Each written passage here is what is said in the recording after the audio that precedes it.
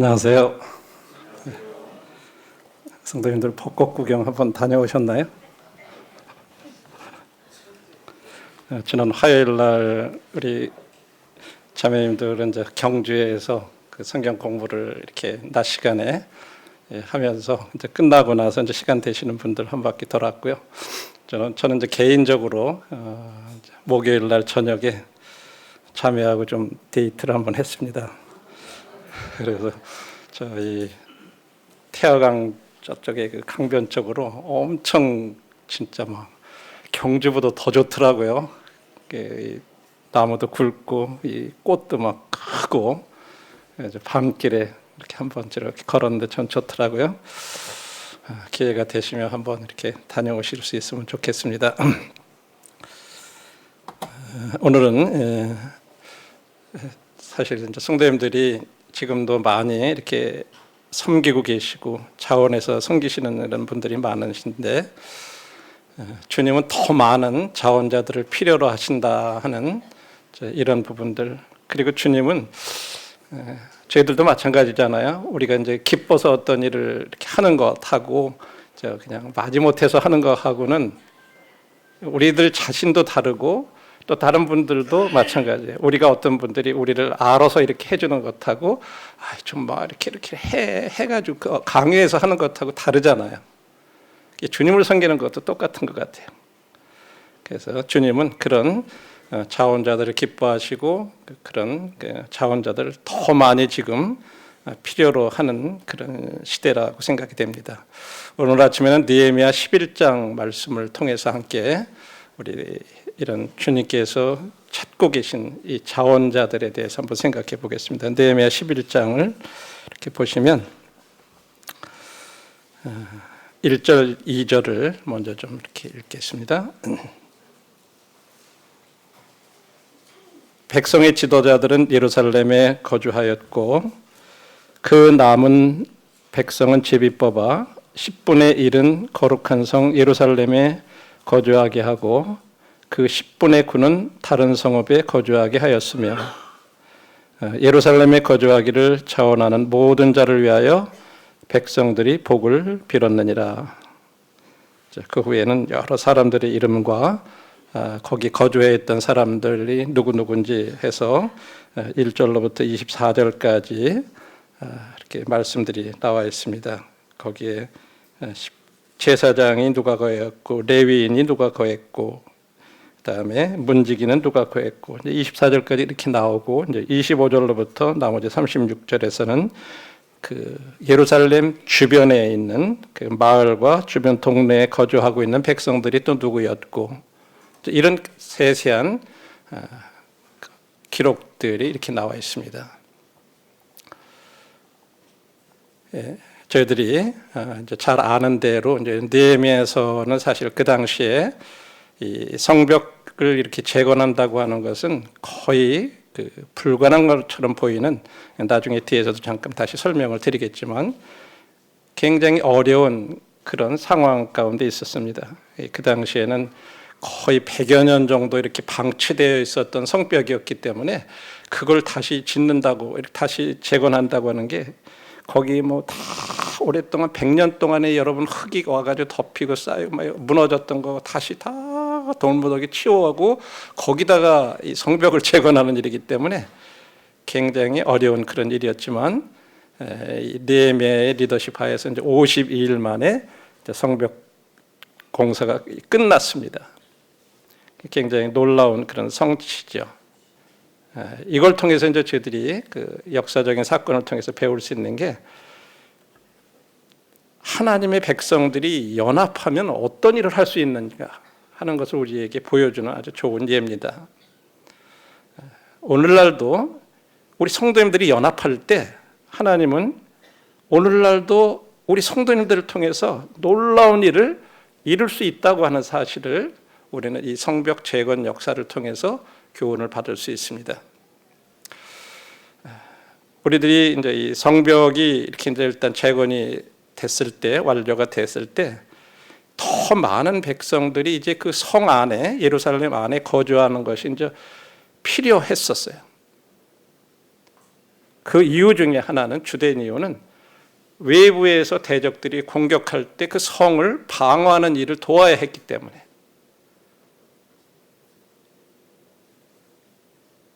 그리고 하나님께서는 그 거룩한 성과 성전이 보존되기를 원하셨었어요. 그래서 이제 자원자들 와서 예루살렘에 살 사람들, 자원자들에 대한 소집령이 이렇게 어떻게 보면 내린 거죠. 1절 2절 말씀에. 그래서 이제 일부 사람들이 이렇게 자원들을 했었지만은 더 많은 자원자들이 사실은 필요했어요. 근데 그게 안 채워져서 한 일이 어떤 거냐면 제비를 뽑았던 거예요. 그래서 10분의 1에 해당되는 거기에 뽑힌 사람들이 이사를 와서 거기 살아야만 했었던 거죠. 우리 생각에는 뭐 거기 성전도 있고 그러니까 사람들이 성벽도 쌓였겠다, 안전하겠다 해서 그리 이사 올 거라고 이렇게 생각을 할지 모르지만 사실은 그렇지 않았다고 하는 거예요. 왜 사람들이 그 예루살렘 성 안으로 이사 오기를 원치 않았을까?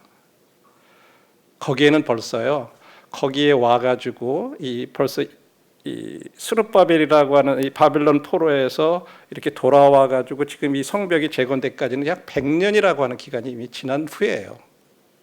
그러니까 벌써 나름대로 정착을 해가지고 이렇게 살고 있었던 그런 상태였기 때문에 내가 지금 안정되는데 갑자기 이사를 가가지고 예루살렘 가면 집도 새로 져야 되죠, 그죠? 또 먹고 살려면은 어떤 사업도 해야 되죠. 그러니까 쉬운 일이 아니에요, 사실은요. 그래서 원치를 안 했던 거죠. 그러다 보니까 이제 10가정당 1가정 정도 이제 집이 뽑아가지고 예루살렘으로 이렇게 이주하도록 그렇게 했다고 하는 사실입니다. 물론 이제 그것이 굉장히 희생을 요구하는 그런 일이었지만 그런 어려움에도 불구하고 그들이 예루살렘으로 이주해 왔다고 하는 거죠. 그리고 그 사람들은 어떻게 보면 이제 남은 사람들을 위해서 이제 희생을 한 그런 일입니다. 그런데 특별히 이 예루살렘 성을 가리켜서 예루살렘을 1절 말씀과 18절에 보면 거룩한 성이다라고 이렇게 표현을 하고 있어요. 그냥 일반적인 그냥 도시가 아니라 거룩한 도시라고 이렇게 부르고 있습니다. 왜냐하면 그곳은 신명기 말씀에 보면 하나님께서 거하시고 자신의 이름을 위하여 택하신 곳이었기 때문에 거룩한 성이라고 그렇게 불렸어요.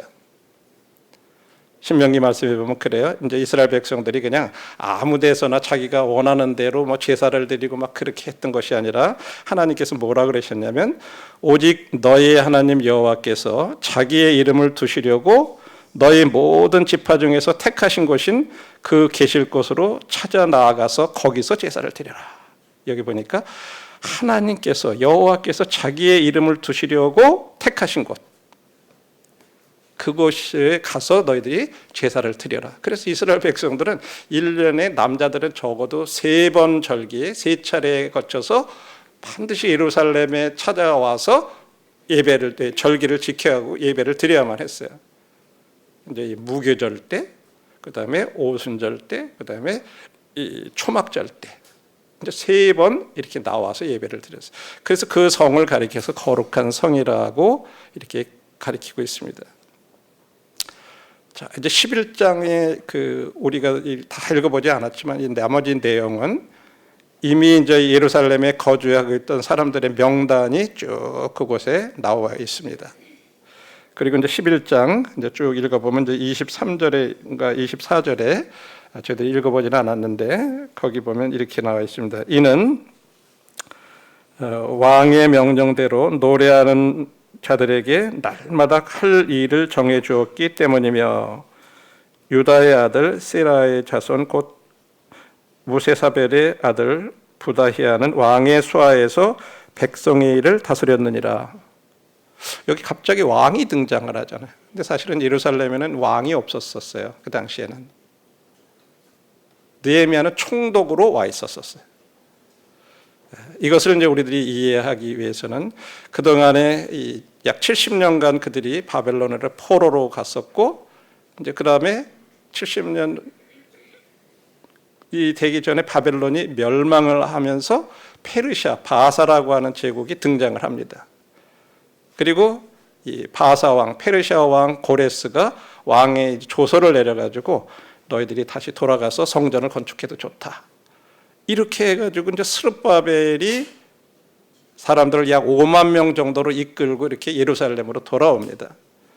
그리고 물론 약간의 일시적으로 중단도 되었었지만 어쨌든 이 스룹바벨 성전이 재건이 돼요.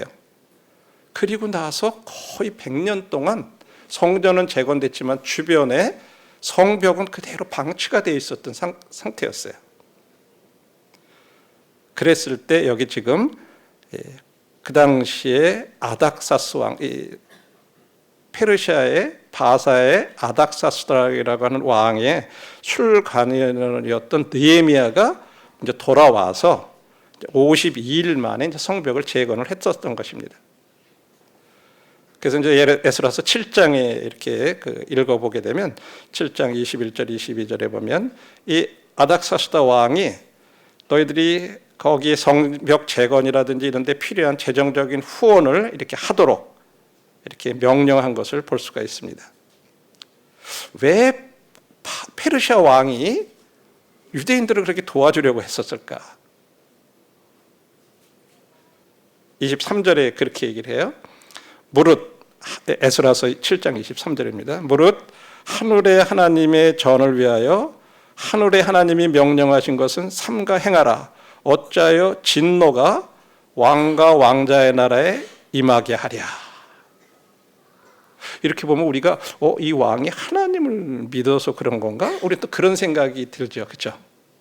근데 사실은 그거보다는 그 당시 바사 사람들은 하나님을 믿었기 때문이가 아니라 그들은 모든 신들을 기쁘게 하기를 원했던 거예요. 하나님도 그냥 그런 신 중에 하나예요. 그래서 그들은 자신들이 정복한 바사 제국의 일부가 된 나라들이 있잖아요. 거기에 신전들을 다 이렇게 기렸어요. 그러면 그 신들로부터 어떤 은총을 입을 거다. 이런 생각들을 가지고 있었던 거죠. 그래서 그 23절의 말씀대로 우리와 우리 자손들에게 어찌에 그 신의 진노가 임하게 하랴 하는 말은 그런 어떤 은총들을 받기 원했다고 하는 거예요. 그런 신들로부터. 그래서 바사인들의 관점에서 볼 때는 유대인들이 예루살렘으로 돌아가도록 허락하는 게 유익한 거예요. 그래가지고 실제적으로 성읍과 성전을 재건하도록 이렇게 도왔다고 하는 사실이죠.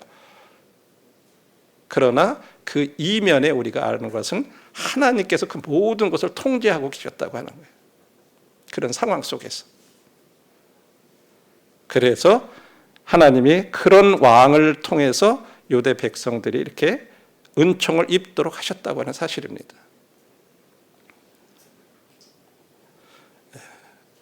그래서 하나님은 이 백성들을 다시 예루살렘으로 돌려보내시기 위해서 바사 왕을 사용하셨을 뿐만 아니라 재건축에 필요한 모든 그런 자재들을 공급하도록 허락하셨다고 하는 거죠. 이런 배경을 우리들이 이제 이해를 하면서 이런 말씀들을 이해할 때 우리들이 백성들이 왜 예루살렘에 머물기 원치 않았을까? 왜 거기 성전도 있고 그렇게 좋은데 다 성벽도 이렇게 됐는데 왜 그랬을까? 이제 이런 것들에 대한 이해가 필요합니다. 그리고 이제 여기 기록된 11장에 기록된 여기 이제 3절로부터 쭉 우리가 다 읽지는 않았는데 거기에 여러 누가 거기 머물렀는지 4절에 보면 이렇게 나오죠. 3절부터 이스라엘과 제사장들과 레위 사람들과 르다닌 사람들과 솔로몬의 신하들의 자손은 유다 여러 성읍에서 각각 자기 기업에 거주하였느니라. 예루살렘에 거주한 그 지방의 지도자들은 이러하니라. 자, 그 주변에 여러 사람들이 이렇게 다 흩어져 살았는데 특별히 예루살렘에 거주한 지도자들은 누구냐 하면서 이제 4절에 예루살렘에 거주한 자는 유다 자손과 베냐민 자손 몇 명이라.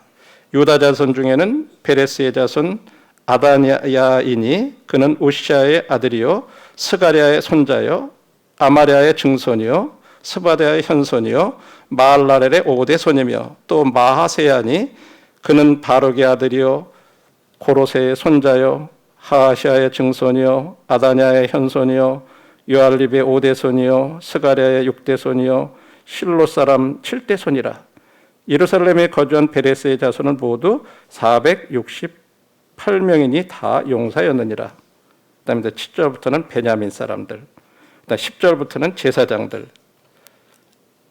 그다음에 15절에는 레위 사람 중에, 그다음 19절에는 성문지기, 22절에는 노래하는 자들은 누구누구다 하면서 여러 사람들의 이름이 이렇게 자세하게 몇 명까지 숫자까지 이렇게 자세히 기록이 되어 있습니다. 이걸 통해서 우리들에게 주시는 첫 번째 교훈은 뭐냐면 하나님은 우리 개개인의 수고를 계속 파악하고 계시다고 하는 거예요. 계속 기록하고 계시고 계속 알고 계시고 계속 추적하고 계시다고 하는 거예요. 그래서 사람이 이런 몇 대손 그리고 그 누구누구 몇 명까지 다 기록해 놓으셨다고 하는 거예요. 하나님은 저와 형제자매님들의 수고를 다 알고 계시다고 하는 사실입니다. 이런 것들을 첫 번째 우리들이 교훈을 받을 수 있어요. 그 다음에 그 성을 이렇게 지키는 그걸 통해서 하나님께서 오늘날 우리들에게 교훈해 주시는 것은 하나님은 우리의 믿음을 변정할 수 있는 개개인을 찾고 계신다고 하는 거예요. 자기 자신의 이 믿음을 다른 사람들에게 증거할 수 있고 변증할 수 있고 방어할 수 있는 그런 사람들을 찾고 계신다고 하는 사실을 두 번째로 교훈해 주고 있는 것입니다. 거기에 대해서 하나하나 생각해 보겠습니다. 하나님은 사람들이 예루살렘으로 이렇게 이사 오도록 노력한 노력이 있었다는 사실, 그것을 주목하셨을 뿐만 아니라 이미 예루살렘에 살고 있거나 이사에 온 사람들의 이름과 숫자까지 다 주목하셨다고 하는 거예요. 누가 이사에 왔다, 몇 대손 누가 여기 살았다, 뭐 이런 것까지도. 그래서 우리가 여러분들이 6절에 예루살렘에 거주한 베레스 자손은 모두 468명이니 다 용사였다. 13절에 또 그 형제의 족당된 자이니 모두 240명이요 또 아마세이니 그는 아사렐의 아들이요 아하스의 손자요 무실레못의 증손이요 임멜의 현손이며. 발음하기도 어렵네요. 우리나라 이름이 아니라 근데 이런 어려운 이름, 발음하기 어려운 이름까지도 다 그대로 기록해 놓으셨어요. 그렇죠? 예. 그리고 18절에는 거룩한 성의 레위 사람은 모두 284명이다. 야, 이거 뭐 그냥 대충 한 280명 돼 이러면 좋을 텐데 284명이다. 이 한 명 이런 걸 강조하는 거예요. 그렇죠? 예. 또 문지기는 압국과 달몬과 그 형제인 모두 172명이었다. 예. 이런 것은 이러한 세세한 내용은 뭐 정확한 역사적인 기록만을 위해 그런 것이 아니라 이게 영감으로 기록된 하나님의 말씀이라고 하는 걸 우리가 생각해야 됩니다. 왜 하나님께서 그렇게 정확히 숫자까지 사람 이름까지 다 그렇게 기록해 놓으셨을까? 왜 그러셨을까? 왜 성령님께서 그런 사람들의 이름과 숫자를 기록하도록 하셨을까? 한 가지 이유는 하나님께서는 자신을 섬기기 위한 우리 개개인의 노력을 주목하고 계신다고 하는 거예요. 예. 이런 것을 너희들이 확실히 알아라. 내가 다 주목하고 있다. 그것을 우리들이 확실히 알게 하시기 위해서 이렇게 성령을 통해서 이런 걸 기록하도록 하셨다고 하는 사실입니다. 우리가 어떤 때는 주님을 섬기지만 다른 사람들이 별로 알아주지 못하고 그렇게 느낄 때도 있잖아요. 별로 드러나지 않기 때문에. 그런데 우리들이 이런 말씀을 통해서 내가 섬기는 거 다른 사람들이 몰라도 하나님이 다 나를 지켜보고 계시다 하는 걸 우리 생각하시면서 격려를 받으실 수 있기를 바랍니다. 고린도서 15장 58절 잘 아시는 말씀이잖아요. 그러므로 내 사랑하는 형제들아 견실하며 흔들리지 말고 항상 주의 일에 더욱 힘쓰는 자들이 되라. 이는 너희 수고가 주 안에서 헛되지 않은 줄 알미라. 우리 전도자가 헛되다. 해 아래에서 수고하는 모든 것이 헛되다 그러잖아요. 그죠? 똑같이 세상에서 지금 해 아래에서 수고하는 일들 다 헛되지만 이 일이 주님 안에서 되면은 결코 헛되지 않다고 말씀하고 있어요. 주님 안에서는 결코 헛되지 않아요. 똑같이 해 아래에서 우리들이 하는 일인데 주님 안에서 하는 일은 헛되지 않다고 하는 거예요. 이 사실을 우리 생각하시고 다른 사람들이 주목하지 않을지라도 하나님이 주목하신다고 하는 이 사실을 우리가 생각하면서 함께 섬길 수 있기를 바랍니다. 두 번째로 우리 성벽을 지키는 거기에 그것을 지키기 위해서 예루살렘에서 와서 사는 사람들에 대한 이런 걸 생각하면서 하나님은 그 거룩한 성이 방어할 수 있는 그 성을 방어할 수 있는 사람들이 있는 그런 강한 성이 되기를 원하셨어요. 왜? 그곳은 그 안에 성전이 있고 또 백성들이 그 가운데 있는 백성들 가운데 하나님 자신이 거하시는 그런 곳이기 때문에 그래서 그 성이 강한 성으로 보호받기를 원하셨다고 하는 거예요. 마찬가지로 오늘날 하나님은 우리가 믿음을 방어할 수 있는 그런 강한 그리스도인들이 되기를 원하신다고 하는 겁니다. 고린도서 6장 19절에 보면 너희 몸은 너희가 하나님으로부터 받은 바 너희 가운데 계신 성령의 전인 것을 알지 못하느냐. 너희는 너희 것이 아니리라. 우리 개인으로서 우리는 우리 몸이 성령의 전이라고 말씀하고 있어요. 예루살렘 성전의 이 성 안에 성전이 있고 거기에 하나님이 거하셨던 것처럼 지금은 우리 각 개인 안에 성령님이 거하신다고 하는 거예요. 하나님 대신 제3위 대신 성령이 거하고 계시고 고린도서 3장 16절에서는 너희는 너희가 하나님의 성전인 것과 하나님의 성령이 너희 안에 거하시는 것을 알지 못하느냐. 교회로서 우리는 성령이 또 거하시는 곳이에요. 지금 울산 중부교회는 각 개개인이 몸이 성전일 뿐만 아니라 이 교회가 또한 성령이 거주하시는 곳이라고 이렇게 말씀하고 있습니다. 그래서 우리 개인으로서 우리는 우리의 믿음을 방어할 수 있는 강한 그런 그리스도인이 되어야 된다고 하는 것입니다. 아울러서 동시에 몸으로서 우리 지역교회, 이 지역교회가 이 순수한 복음과 믿음을 방어하는 강한 교회가 되어야 된다고 하는 거예요.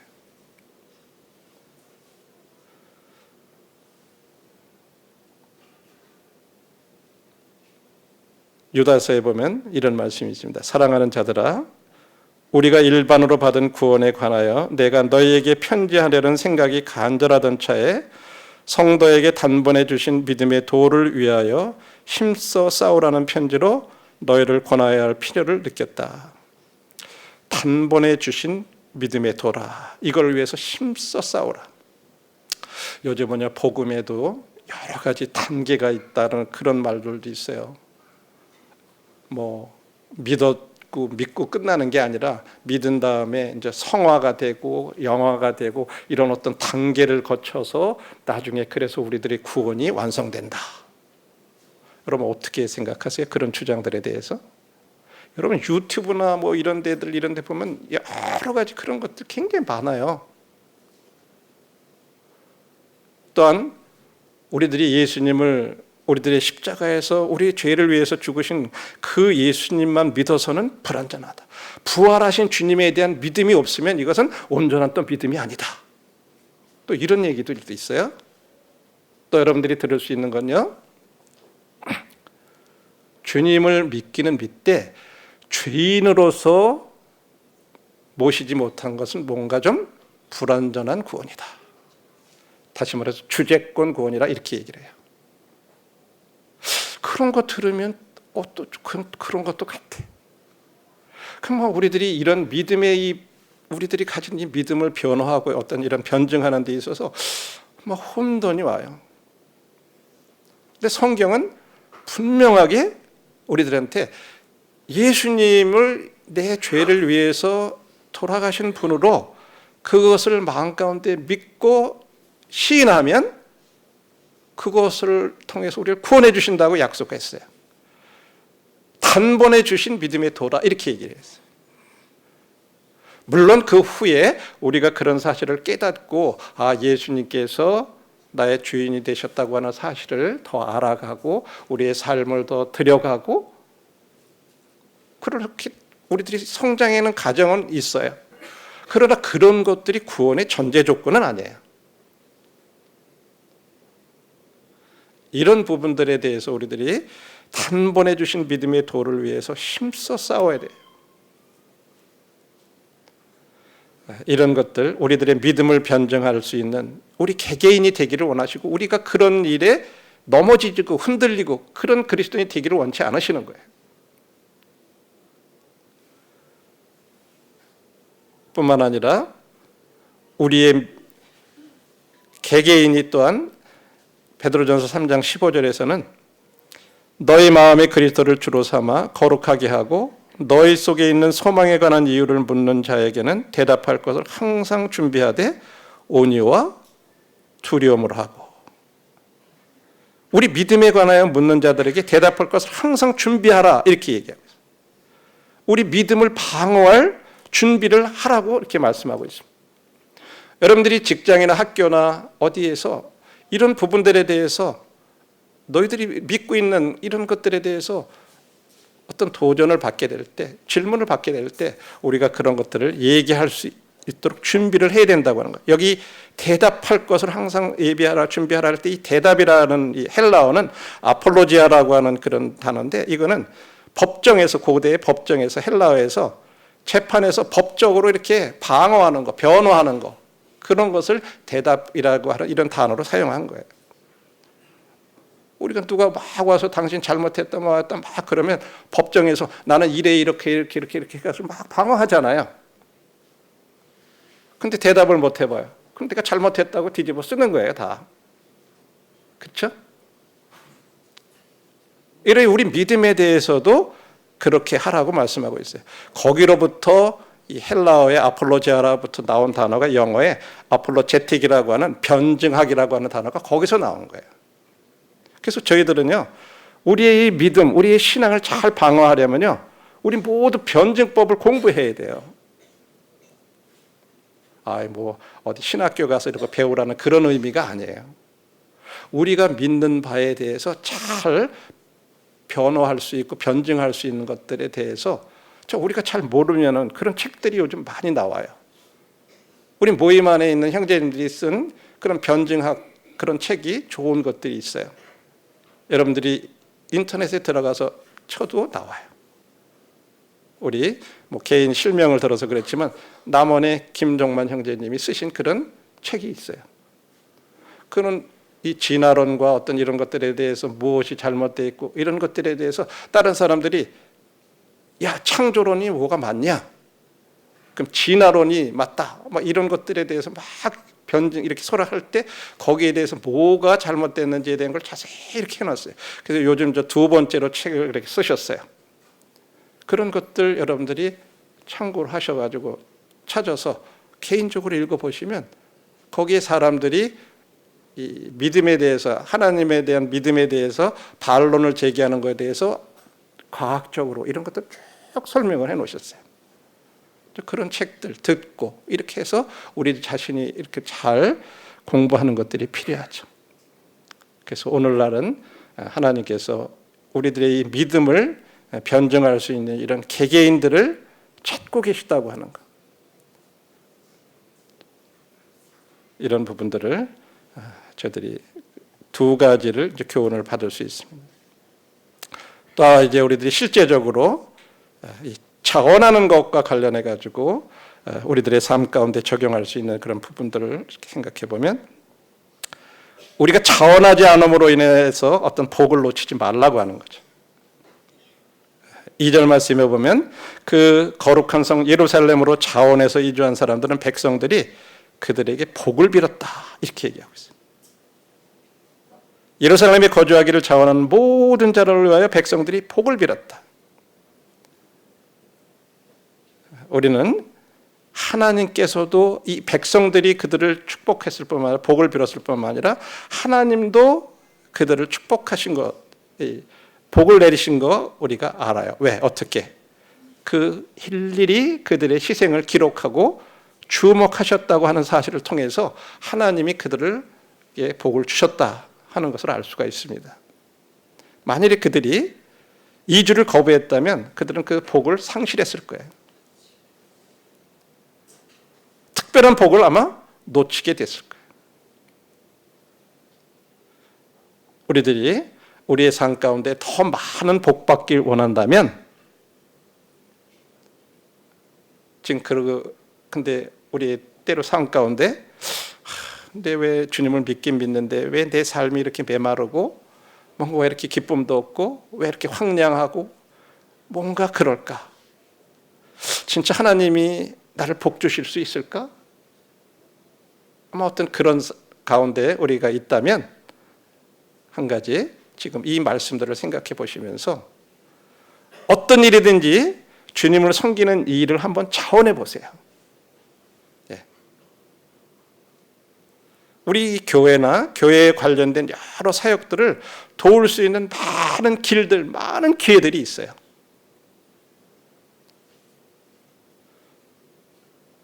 그래서 주님을 섬기는 일을 거절함으로써 하나님의 복을 우리가 놓쳐서는 안 될 것입니다.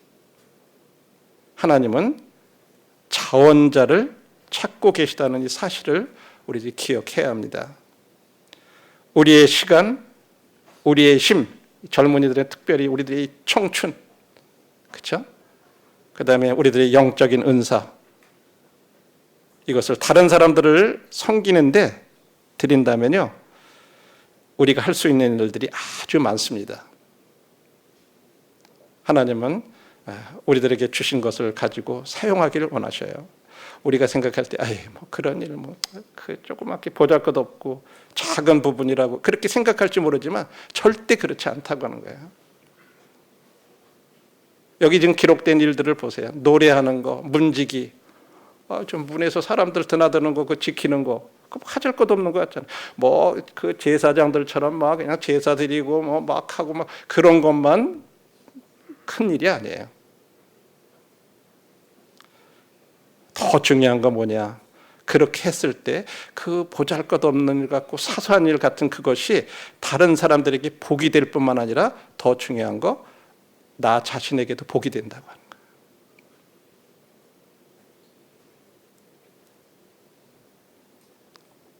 결론 말씀을 드리겠습니다.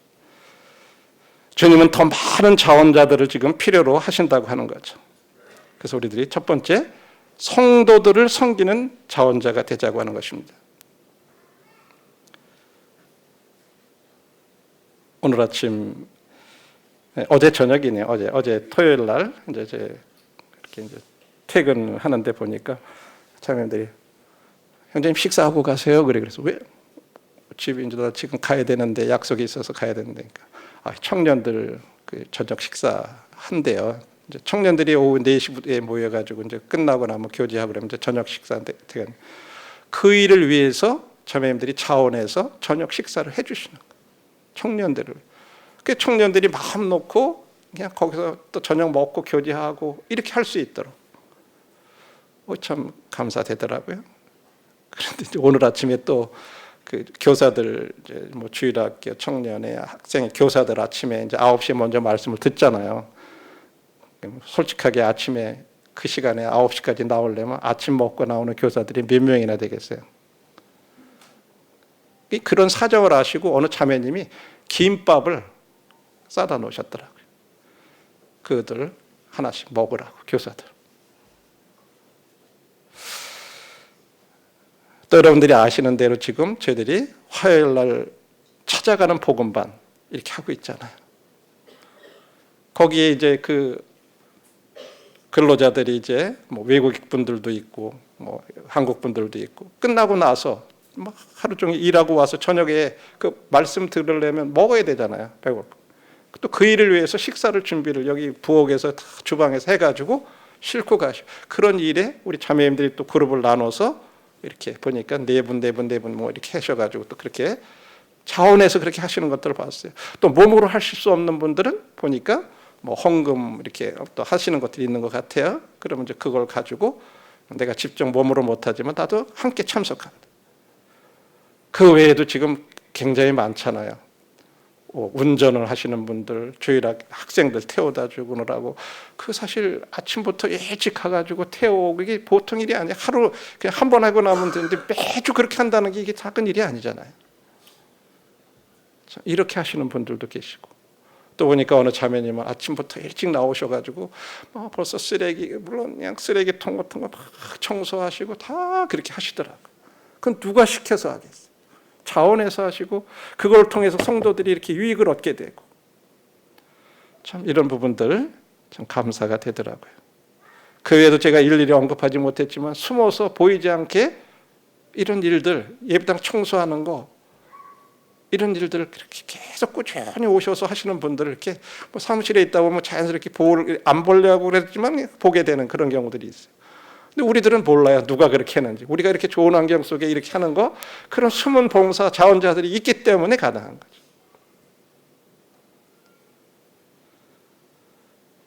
히브리서 6장 10절에 주님이 그렇게 말씀하셨습니다. 하나님은 불의하지 아니하사 너희 행위와 그의 이름을 위하여 나타낸 사랑으로 이미 성도를 섬긴 것과 이제도 섬기고 있는 것을 잊어버리지 아니하시느니라. 하나님 참 공의로우신 분이에요. 절대 잊지 않으세요. 여러분들이 한 일에 대해서 특별히 그 동기가 뭐예요? 사랑으로 하는 것. 진짜로 주님을 사랑하는 마음으로, 또 성도님들을 사랑하는 마음으로 그렇게 섬기는 거 절대 잊지 않는다고 하는 거죠. 또 누구를 영광을 위해서 해요? 그의 이름을 위해서, 주님의 이름을 위해서. 뭐 내가 드러나고 내가 나타나는 그런 것이 아니고 진짜 주님의 이름을 위해서, 그리고 주님을 사랑함으로써 이렇게 섬기는 그런 일들, 그렇게 성도들을 섬기고 그런 사람들이 되는 거 잊지 않으신다고 말씀하고 있어요. 느헤미야 11장 기록해 놓으신 것처럼 지금 여러분들이 하고 있는 그런 자원봉사, 어떤 지원하는 거, 이런 거 지금 다 기록하고 계시죠. 그러나 우리들이 우리 안에서만 머물러서는 안 돼요. 이 안에서만 그냥 우리끼리 좋고 우리끼리 섬기는 것으로서 끝나면 안 된다고 하는 거죠. 우리는 세상을 향해서도 이제 자원자가 돼야 됩니다. 세상을 향해서도 자원자가 돼요.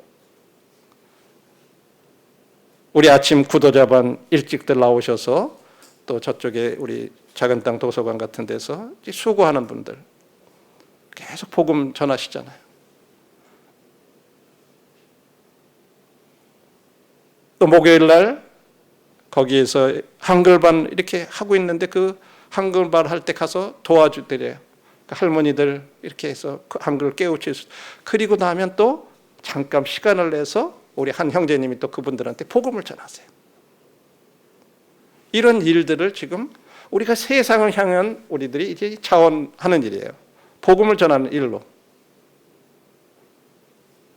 또 우리 어떤 그룹들은 그런 불신 남편들하고 항상 또 모시고 식사하고 나면 커피숍에 가가지고 또 유대 관계들을 맺으시고, 이렇게 해가지고 그들이 더 가까이 주님 앞에 나올 수 있도록 하시고, 이게 우리가 세상을 향한 자원자들이에요. 그 외에도 여러분들이 보이지 않게 그런 여러 가지 지금 모임 안에서 전도하는 일들을 위해서 하시는 그런 감사하죠. 어제 저녁에 제가 이제 미얀마에 있는 형제님하고 이렇게 그 선교사 형님하고 통화를 이렇게 하게 됐어요. 좀 어떻게 지내시는지, 또 건강은 어떠신지. 그래서 제가 지금 여러분 우리 모임 밴드에도 올려놨고, 열린길 밴드에도 올려 있고, 한계선 밴드에도 이렇게 올라가 있는데 제가 마음이 먹먹하더라고요. 지금 거기가 45도래요. 한국은 날씨 좋죠. 그래서 예, 요즘 참 좋습니다. 45도래요. 진짜 45도라 너무 덥대. 근데 다음 주 14일부터 17일까지 명절 특별 전도 집회를 한대요. 그런 중에 왜 이 더운데 하필이면 좀 선선한 때 하시지 그렇게 하는가? 그 기간이 미얀마의 이제 명절이래요. 다음 주 17일 후부터. 근데 그때가 되면 모든 사람들이 다 절로 간다는 거예요. 아무것도 안 하면. 그러니까 거기 나오는 사람들조차도 절로 간다는 거예요. 그래서 일부러 14일부터 17일까지 특별 전도회 기간으로 이렇게 정하고 한다는 거예요. 그 45도 되는 그런 더위 속에 그런데 모이는 장소 에어컨도 없대요. 그럼 어떻게 모이냐? 선풍기 틀어놓고 하는데 그나마도 하루의 절반은요 전기가 들어왔다 나갔다 들어왔다 나갔다 해서 선풍기도 제대로 돌아가지 않는 그런 와중에 복음을 전하는 거예요. 세상을 향한 자원자. 그러면 그들이 아침 10시부터 오후 4시까지 말씀을 전한대요. 그럼 어떻게 중간에 먹여야 되잖아요. 지금 한 100여 명을 식사를 대접하려고 그러는데 그 와중에 그래서 우리 함께 기도하겠습니다. 그래서 이제 제가 그 밴드에 이렇게 올려서 같이 기도해달라고 요청을 드렸는데 지금 이렇게 하고 계세요. 선교지에서. 우리는 너무 좋은 환경이잖아요. 그죠? 우리 이제 다음 달 5월 24일부터 27일까지 우리 이제 복음 전도 집회를 놓고 기도하고 있습니다. 또 우리가 이 일을 위해서 특별 새벽 기도회를 2주 동안 이렇게 계획하고 있습니다. 우리가 이런 일들을 위해서 우리도 세상을 향한 자원자 직접 뛸 수도 있고 함께 기도에 함께 그 기도 시간에 나올 수도 있고 유튜브를 통해서 함께 그 시간에 기억하면서 기도할 수도 있고 어떤 방면이든지 간에 우리들이 그렇게 할 수 있습니다. 이렇게 해서 베드로전서의 말씀처럼 너희 마음에 그리스도를 주로 삼아 거룩하게 하고 너희 속에 있는 소망에 관한 이유를 묻는 자에게는 대답할 것을 항상 준비하되 온유와 두려움으로 하고 우리 개인적으로도 우리들 믿음을 다른 사람들에게 전하고 방어하고 변증할 수 있는 그런 강한 그리스도인이 될 뿐만 아니라 또한 그런 일들을 하는 분들을 우리가 함께 힘을 합쳐서 그런 분들을 위해서 기도하고 시간을 낼 수 있으면 함께 해주고 그 화요일 날 찾아가는 복음반에 보니까 몇 분들이 이렇게 계속 같이 가셔서 함께 본인들이 직접 전하시는 건 아니지만 그 전하는 분들과 함께 이렇게 옆에 있어주는 것만으로도 큰 격려들을 하시고 사실 제가 이 말하기가 좀 부끄러워요. 저는 아직 한 번도 못 가봤거든요. 우리 자매가 끝나고 나서 한번 거기 같이 한번 가보자 그랬는데 제가 이제 9시서부터는 자매님들 줌 공부가 또 있어요. 줌으로 다 공부. 그러니까 끝나고 도저히 시간이 안 맞아. 갔다 오게나마. 그러니까 참 미안한 마음이지만 그냥 그렇게 보기만 하고 이랬었는데 우리들이 가능하면 그런 일에도 함께 이렇게 해서 격려하고 그래서 우리들이 세상을 향한 자원자 될 수가 있어요. 하나님은 그런 사람들을 지금 찾고 계시다고 하는 거죠. 그리고 이제 우리 앞으로 우리는 이와 같은 일들을 우리 어린 아이들에게 또 더 좋은 장소에서 하나님 말씀을 잘 배울 수 있고 그런 환경에서 우리가 이제 주택 별관 건축을 위해서 이제 기도하고 있습니다. 이런 일에도 제가 듣기에 지금 50대 초반인가 되는 형제님들이 자원해서 야 우리가 이 일을 위해서 기도하자. 그래서 형제님들이 금요일날 기도 집회가 끝나고 나면 그 형제님들끼리 또 한 번 자체적으로 기도 시간을 갖자 이렇게 하셨대요. 참 감사가 됐어요. 그때 느헤미야서를 우리가 함께 읽으면서 기도하자 이렇게 하셨다 그래요. 이런 일들이 우리 가운데 계속해서 일어나면 좋겠어요. 요즘 수요 집회나 금요 집회 때 저는 성도님들의 참석 숫자도 주의 깊게 봐요. 굉장히 많은, 금요일 날도 한 70명 이상이 나오셨더라고요. 기도 시간에. 이건 누가 하라고 그래서 하겠어요? 수요일 날도 거의 90명, 100명 이렇게 나오셔서 말씀들을 들으세요. 이런 일들이 우리 가운데서 계속해서 주님께서 우리 마음 가운데 주시는 거잖아요. 그럴 때 우리들이 거기에 함께 해서 우리들이 계속 힘을 합치고 이렇게 할 때 우리가 성도를 섬기는 그런 자원자, 또 세상을 향한 그런 자원자, 이런 일들을 주님이 찾고 계시다고 하는 사실 우리가 함께 기억하면서 계속해서 힘을 냈으면 좋겠습니다. 감사합니다.